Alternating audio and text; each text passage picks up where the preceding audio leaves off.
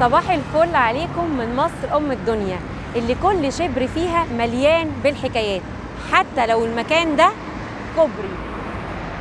فمثلا دلوقتي وانا على كوبري عباس لازم افتكر المظاهرات اللي خرجت من الجامعة ضد بريطانيا في فبراير عام 1946. أول ما وصلوا الطلاب لنص الكوبري حصرتهم قوات الأمن من الجانبين بأوامر الإنجليز، وراحوا فاتحين الكوبري عشان الطلبة يقعوا في النيل، لأن الكوبري زمان كان بيتفتح في أوقات معينة عشان المراكب الشراعية تعدي. أفكار جهنمية ما تجيش غير من ولاد أبلسة. نوصل بقى لآخر الكوبري هنلاقي مبنى قدامنا عليه يافطة كبيرة مكتوب عليها معهد الرمد التذكاري. كتير من المصريين اللي عندهم أمراض في عينيهم بيزوروه، وطبعا أي حد رايح الجيزة لازم يعدي عليه.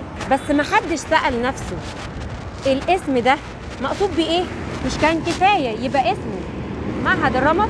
إيه لازمتها بقى حكاية تذكاري دي؟ كده يبقى في ذكرى لحاجة. تفتكروا طلعت إيه؟ بلدي يا بلدي وأنا عايزة أروح بلدي، بلدي يا بلدي والسلطة خدت ولدي. تعرفوا ان الاغنية دي كان بيغنيها نص مليون فلاح مصري خطفتهم بريطانيا ايام الحرب العالمية الاولى، وسفروهم اوروبا عشان يشتغلوا لمصلحة الجيش الانجليزي تحت اسم فيلق العمال المصري. نص مليون مصري من 12 مليون هو كل تعداد السكان في مصر وقتها. في الاول كانوا بيغروهم عشان يروحوا، ولما ما راحش غير عدد بسيط بقوا بياخدوهم بالقوة من كل قرى مصر.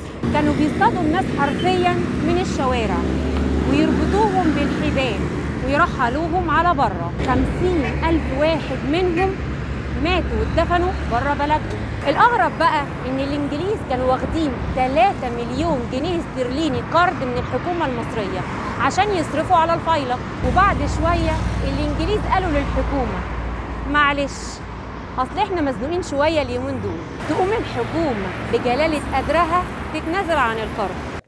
يعني عبط إحنا بقى. بعد الحرب بقى كان في لجنة إنجليزية مستقلة للبحث عن حقوق ضحايا الحرب من أجل الإمبراطورية، وفعلا جت اللجنة لمصر وبحثت تكريم الضحايا ل50,000، ووقع اختيار اللجنة على إنشاء نصب تذكاري ليهم مع بناء معمل لأبحاث الرمد. وبمرور الزمن اتنست الحكاية واستمر اسم المستشفى التذكاري. وكده خلص فيديو النهاردة، بس لسه في حكايات كتير من مصر، بلد الحكايات اللي ما بتخلصش. فاعملوا لايك وشير واستنوني في حكاية جديدة. ابويا وامي مين يجي عليهم؟ انا بنفذ الاوامر، ربنا يتولاهم. بلدي يا بلدي والسلطان